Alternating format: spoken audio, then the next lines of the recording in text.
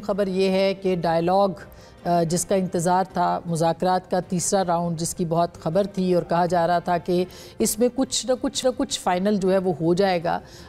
आज जो मुज़ाकरात हुए हैं उसमें पाकिस्तान तहरीक इंसाफ ने अपने तहरीरी मुतालबात पेश किए हैं। बज़ाहिर 2 मुतालबात हैं, लेकिन उनकी जुज़ियात में जाएँ तो 22 मुतालबात हैं और इसके अंदर 26 नवंबर से लेके 9 मई के कमीशन, उसके हवाले से TURs, तहकीकात, उन सब का मुतालबा जो है वो किया गया है।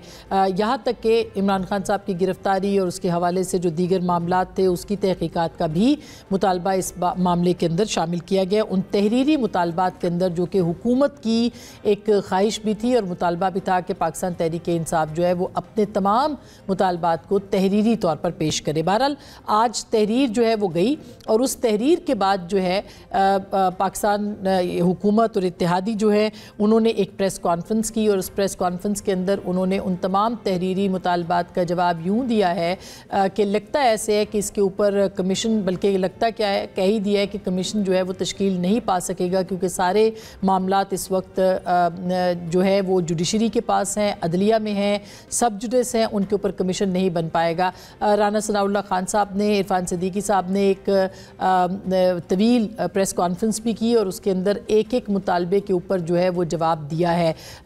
ये सब क्यों हो रहा है और हुकूमत इस तरह से क्यों आगे बढ़ी है, एक अहम मामला है और इसके तनाजुर में या इसके बैकग्राउंड में देखें तो एक अहम मुलाकात हुई है पेशावर के अंदर परसों, जो कि बैरिस्टर गौहर साहब की और आर्मी चीफ की है, लेकिन उस पर मैं बाद में आती हूँ। पहले ज़रा सुनिएगा, राना सनाउल्लाह खान साहब ने तहरीक इंसाफ के मुतालबात हैं वो मुस्तरद किए हैं या उनको डिले पे डाल दिया है, उनको मुअख्खर कर दिया जिसे कहना चाहिए, वो क्या कह रहे हैं ज़रा सुनिएगा।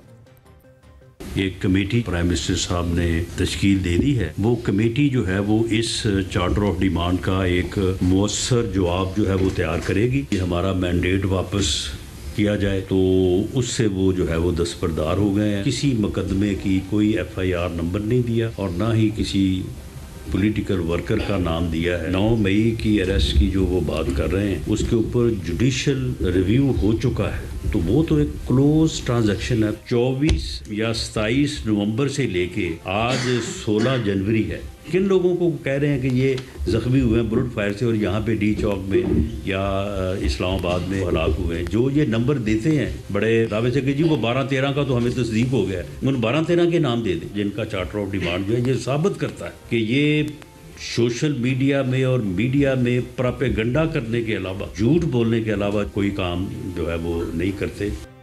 सो बज़ाहिर जो क्लोज ट्रांजैक्शन है जुडिशल कमीशन के हवाले से वो बहुत अहम बयान है जो कि राना सनाउल्लाह खान साहब ने दिया है। दूसरी जानिब तहरीक इंसाफ ने जो मुतालबात पेश किए हैं उसमें एक मुतालबा बहुत अहम है और वो ये है कि जितने भी मुकदमात हैं उनकी सज़ाओं को मुअत्तल किया जाए। उन मुकदमात के हवाले से जो सियासी कैदी हैं उनकी ज़मानत और सज़ाओं की मुअत्तली के अहकामात जारी किए जाए, यानी एग्जीक्यूटिव ऑर्डर के ज़रिए से ही जो है ये अहकामात जारी हो सकते हैं। क्या ये भी एक NRO हम कह सकते हैं, क्योंकि हमने पहले भी इस तरह का NRO माजी में देख रखा है, और इसके साथ साथ क्या ये मुतालबा पूरा हो सकता है, ये भी बहुत अहम बात है।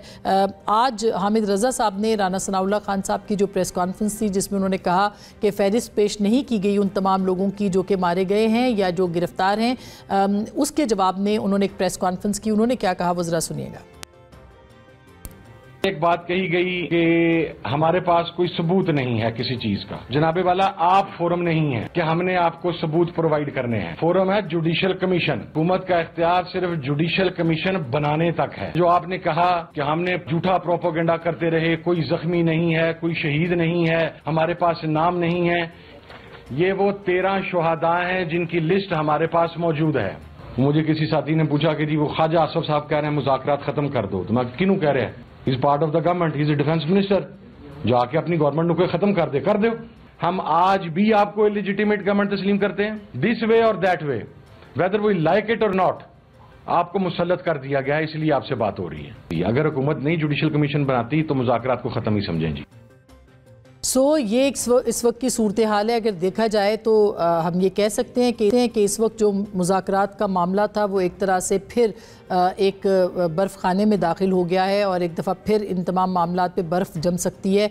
इसके पीछे क्या मुहर्रिकात हैं? क्या हुकूमत ये समझती है कि अब ये मामला, चूँकि बैरिस्टर गौहर साहब की आर्मी चीफ़ के साथ बराह रास्त मुलाकात हुई है, इस्टेब्लिशमेंट के साथ उनके राब्ते बहाल हुए हैं, तो अब वो उनका मामला वो देखेंगे या इसके पीछे वजूहात कुछ और हैं? इसके ऊपर भी ज़रूर बात करेंगे। दूसरी जानिब सिक्योरिटी ज़राए के से भी मुलाकात की खबरें, क्योंकि बैरिस्टर गौहर साहब ने आज तस्दीक की, कल तक वो इस बात की तरदीद कर रहे थे, मगर आज उन्होंने तस्दीक की जब इमरान खान साहब ने जो जेल में सहाफ़ियों से बात की और ये भी कहा कि उनकी रिहाई के अंदर बहुत ज़्यादा दिन नहीं है, उनके पास मैजिक बॉल है, ये लफ्ज़ उन्होंने इस्तेमाल किया। और साथ ही साथ उन्होंने ये भी कहा कि मुज़ाकरात का अमल शुरू हो चुका है, बैरिस्टर गौहर साहब ने मुलाकात की है और उनकी इजाज़त के साथ ये मुलाकात हुई है। तो बैरिस्टर गौहर साहब ने सहाफ़ियों से बात करके इसकी तस्दीक की, कल तक वो इसकी तरदीद कर रहे थे। वो क्या कह रहे हैं ज़रा सुनिएगा।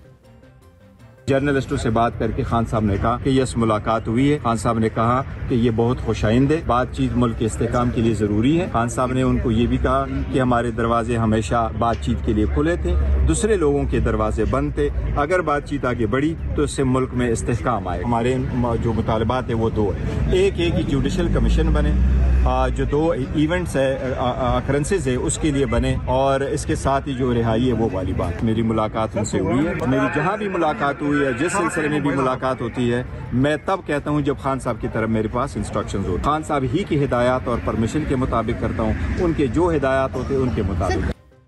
बैरिस्टर गौहर ने बहुत सारी बातों का जवाब दे दिया कि उनकी जो भी मुलाकात हुई है इमरान खान साहब की आशीर्वाद के साथ हुई है। याद रहे कि इमरान खान साहब ये बात बार बार कहते रहे हैं कि उनके लिए मुज़ाकरात जो हैं वो सिर्फ़ और सिर्फ इस्टेब्लिशमेंट के साथ करेंगे, और उससे पहले ये भी कहते रहे हैं कि वो मुज़ाकरात करना ही नहीं चाहते। अब अगर ये स्टेटमेंट आया तो इसका मतलब ये है कि दरवाजे खुले हैं। वो दरवाज़ों के ऊपर जब ये खबरें चली, उसके बाद सिक्योरिटी ज़राए, बहुत दिलचस्प बात है कि सिक्योरिटी ज़राए ने एक क्लैरिफिकेशन दी है, एक वजाहत दी है, और ये ज़राए के साथ ही टिकर्स और ख़बरें जो है वो टेलीविज़न स्क्रीन पे चली हैं, जिसमें कि उन्होंने ये कहा कि ये जो सारे मामलात हैं इसके ऊपर सिर्फ सिक्योरिटी के मामलात पे बैरिस्टर गौहर के साथ मुलाकात में बात हुई है। और साथ में ये भी कहा कि अगर कोई सियासी मामलात होंगे तो वो सियासी हुकूमत ही उसको तय करेगी। दिलचस्प बात यह कि बैरिस्टर गौहर साहब ज़ाहिर है कि सियासी लीडर हैं, एक तहरीक इंसाफ के अपनी पार्टी के चेयरमैन हैं। आर्मी चीफ के साथ उनकी मुलाकात जो है वो ज़ाहिर है कि किसी और मामले पर नहीं होगी। बहुत सारे मामलात इसमें ज़ेर बहस आए होंगे, लेकिन क्या कहा जाए, क्या उनको वहाँ से कुछ नॉडिंग हुई है, उनके हक़ में या उनके लिए कोई बात हुई होगी, ये कहना बहुत दिलचस्प होगा और ये समझना भी बहुत दिलचस्प होगा। लेकिन इस पूरे तनाजुर के अंदर हाल ही में DGISPR की लाहौर में मुलाकात हुई है सीनियर सहाफ़ियों के साथ। उनकी किस माहौल में उनकी बातचीत हुई है, वो क्या उन्होंने कहा है, सिक्योरिटी ज़राए या सिक्योरिटी जो इदारा है पाकिस्तान का, अफवाज पाकिस्तान, वो क्या सोच रहे हैं इस मामले के ऊपर भी, और इन मुज़ाकरात में पेशरफ्त हो सकती है या नहीं,